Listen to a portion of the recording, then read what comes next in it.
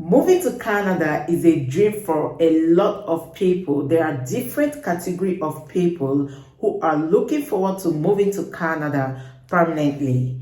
We've been receiving a lot of emails on how to move to Canada for permanent residency. We've also been having quite a number of people who are subscribing to our one-on-one guide, and we've discovered that a lot of immigrants are not aware or well informed on how Canada immigration works or how to navigate the process according to your skill and your qualification. We also have another group of people who are already in the pool with active EE profile, but then they are stuck in the process.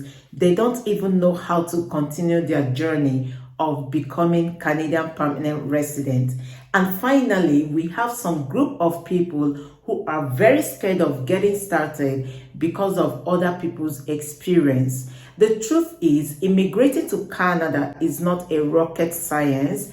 If you know and target the right province or provinces according to your skill and your qualification, you will land Canada fast with your family. So in this video, we are going to be walking you through 4 provinces in Canada that you can apply to and the skills that are highly in demand in these provinces. I sincerely believe that this would help you to land Canada fast with your family. And if you're seeing this smiling face for the first time, you're welcome. My name is Ammy. I talk about everything immigration. Please subscribe to this channel for more informative videos, and don't forget to give this video a massive thumbs up so that YouTube can recommend it to others. It is also a great way of supporting my channel. Please share my videos with your friends and your loved ones, and keep watching. Hello guys, you're welcome to Immigrate with Ammy, and today we want to talk about some important information that has to do with Canada immigration. We'll be looking at provincial opportunities that can actually help you to move your journey 1 step, 2 steps, 3 steps closer to achieving your Canada immigration dreams. Okay, now I can give an example of someone that we were speaking with last week who has an express entry profile, but she has been stuck at that level for quite a while. What happened is that through that 1-hour call, we were actually able to help her finalize an application for a provincial program that is actually a best fit for her. So most people don't have all of this information on how they can improve themselves or what more they can do after they have opened an express entry profile. So in this video, we'll be focusing on some provincial opportunities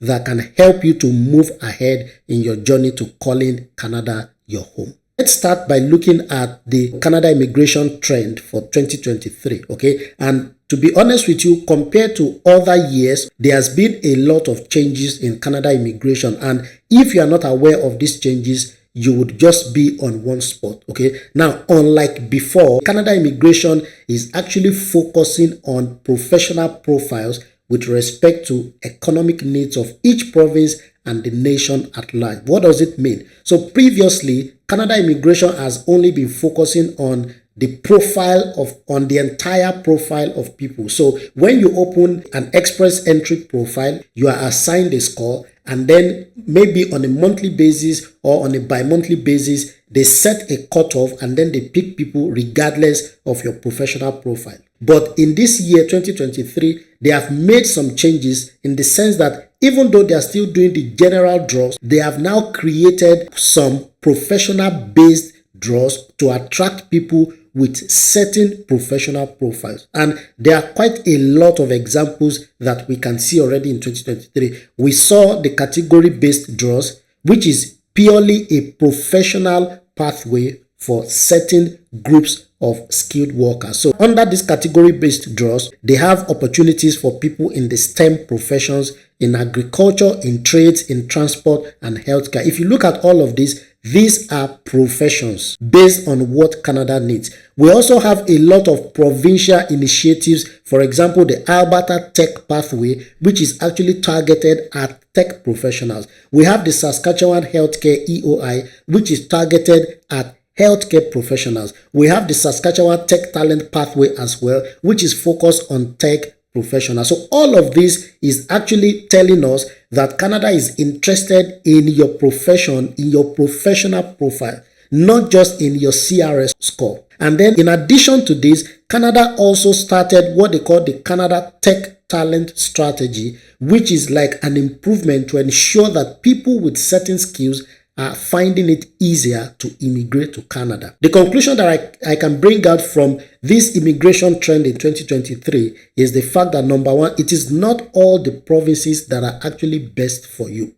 The key is for you to understand which of the provinces hold the greatest opportunities for you. So you don't need to be jumping from one province to another looking for opportunities everywhere. Okay, you can find the 2 or 3 provinces that have the most opportunities for you, and you can focus on them, and that can actually help you to focus your energy to explore the opportunities that these provinces have for you. So what we are doing is that we are going to be looking at 4 provinces quickly in this video, and I'll be showing you the opportunities that are available for professionals in different fields in these provinces. So we are starting with Manitoba, which is one of my favorite provinces in Canada. What you might not know is that Manitoba's provincial nomination program is the oldest provincial program in Canada. They have actually organized their targeted occupations into 10 different categories. What that means is that if you look at this list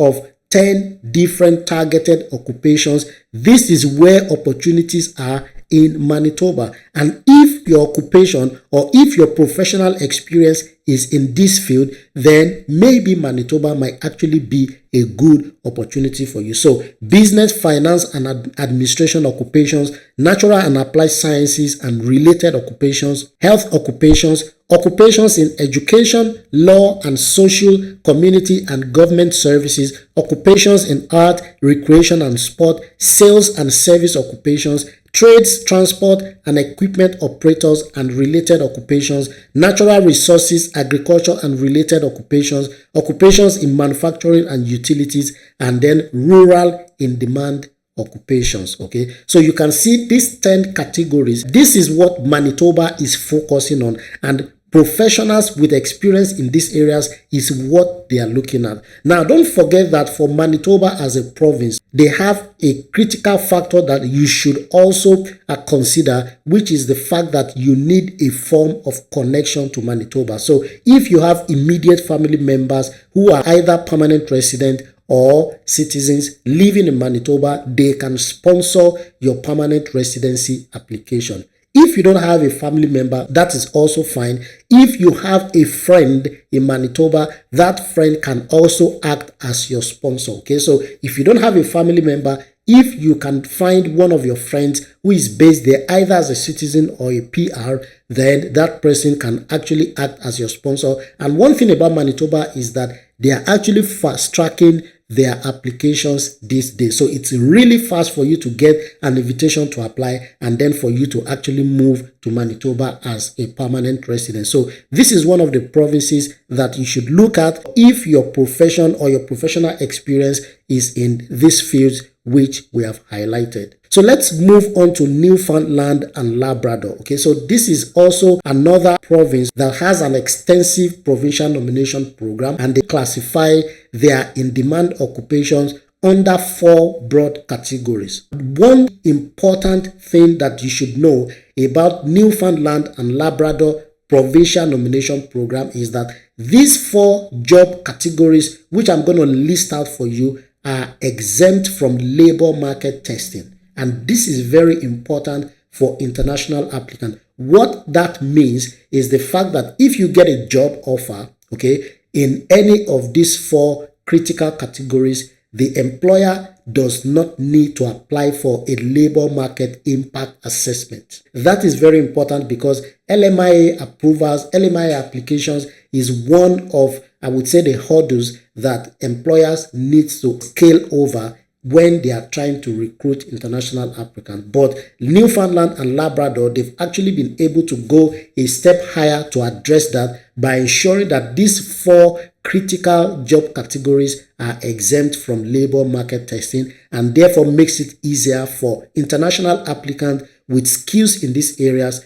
to actually move to Newfoundland and Labrador as permanent residents. Okay, so what are the 4 categories? Healthcare occupations. Okay, so this include professions like physicians, nurse practitioners, licensed practical nurses, clinical psychologists, and so much more. We cannot give all of the full information here. We will drop the relevant link in the video description, and through that link you will have access to more comprehensive information. The second category is information communications technology occupations, and this includes professions like software developers, biomedical engineers, UI UX developers, AI developers, and much more. The third category is technical specialist occupations, okay, and this includes jobs like security specialists, cloud specialists, bioinformaticians, data analysts, offshore technicians, and much more. And the fourth one is aquaculture occupations, which include jobs like captains, farming and feeding managers, facility technicians, assistant manager, and so much more. Okay, so all of these 4 are the key sectors that Newfoundland and Labrador are focusing on. If you want to become a PR in Canada and you are looking at Newfoundland and Labrador, then you must have experience in these 4 areas. Okay, let's move on to Saskatchewan, which is also one of the provinces that has one of the most extensive provincial immigration program. Now, for Saskatchewan, their own approach is quite different in the sense that even though they don't have like a targeted occupation list, what they have is what they call the excluded occupation list. So they have a particular list of professions that are not priority to them. So if your profession is on this excluded occupation list, what that means is that you are not actually eligible to apply to the Saskatchewan Immigration Nominee Program through the Express Entry and Occupations in Demand streams. Okay, so once your occupation or your professional experience is not on the excluded list, then you are eligible to apply through this SINP program. Furthermore, they also have some additional programs which they have set out for some key professions. So they have, for example, what they call the expression of interest system for healthcare professionals. So if you are a healthcare professional and you are looking at becoming a PR in Saskatchewan, you can submit an expression of interest, which is like an indication that you want to become a PR in Saskatchewan. Okay, it's very easy. In fact, we were able to support a client and we were able to actually submit this application in around 40 minutes. So if you need support, you can also reach out to us. The good thing is that this particular EOI system for healthcare professionals does not require a job offer. So you don't need to have a job offer before you can do this application. And if you need more information, you can also reach out to us and we can help you for that. If you have family members in Saskatchewan, they can act as your connection and they can actually sponsor your application to becoming a permanent resident in Saskatchewan as well. Finally, guys, we want to talk about British Columbia. British Columbia is also one of the key provinces and they have separated their targeted occupations into 4 categories. So they have what they call the tech occupations, which includes data sciences, web designers, physicists, and astronomers. One thing that I like about their tech occupation list is that it includes a lot of occupations that most of us don't actually consider as tech occupation. For example, physicists. For example, astronomers. Most people think about tech occupations as data scientists, data analysts, software developers, AI designers, and that's all. No. Under the British Columbia tech occupations, they have much more than that. For example, astronomers, physicists, they are also regarded as tech professionals and they can enjoy this unique opportunity to become a permanent resident in British Columbia. They also have another category for healthcare occupations, which include dentists, pharmacists, physiotherapists, and so on. They have childcare occupations, okay, which specifically target early childhood educators and assistants, okay. So if you are skilled in this area, if you have professional experience in this area in childcare occupations, then you should look at immigrating to British Columbia. Finally, they have what they call other priority occupations, which specifically target veterinarians and animal health technologists and veterinary technicians. So these are classified as other priority occupations, and if you have professional certification and experience in this field,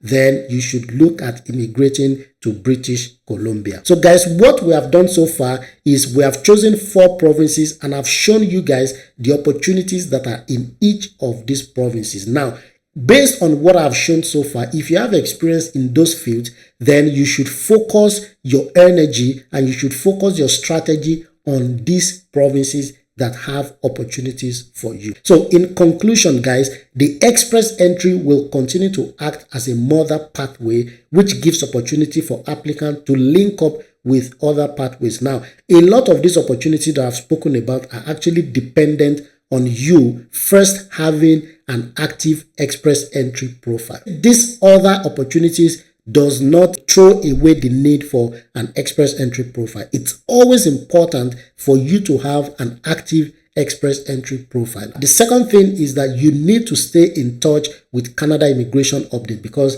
a lot of things are changing almost at the speed of light. Based on the needs of Canada, the government is also adjusting their immigration programs. They are adjusting some criteria. They are adjusting some of the eligibility for several programs, and you need to also follow up with their news. One of the things we are doing on this channel is to provide you with such update as we are doing now. Okay, so make sure you stay in touch. If you are not subscribed, make sure you just click on the subscribe button and make sure you also turn the notification on, so that anytime we are sharing this kind of information, you will also be notified that there is a new information available. Okay, and then lastly, of course, Immigrate with Ammy is always available to support you in this journey. Okay, so we've been doing that to quite a number of people, and you should not be an exception. So I will actually encourage you, if you are looking at immigrating to Canada, you don't know what to do, or you started on the journey and you are looking for some hand holding, then you can reach out to us. Secondly, we have a comprehensive Canada immigration guide, and then through this comprehensive Canada immigration guide, we will be starting a support group for people who purchase this comprehensive Canada immigration guide. So we'll actually prioritize supporting the people in this group. We'll be providing them with relevant updates, and then once in a while, based on individual needs, we'll be having calls with them to actually support them in their application. So if you want to enjoy that benefit, then make sure you also access our comprehensive Canada immigration guide and make sure you purchase it. It's very cheap. Okay, so guys, thank you so much for watching. We wish you guys all the best. Let's know how you are doing on your Canada immigration journey, and let us also know how we can support you. Thank you so much, guys, and have a lovely day. Thank you.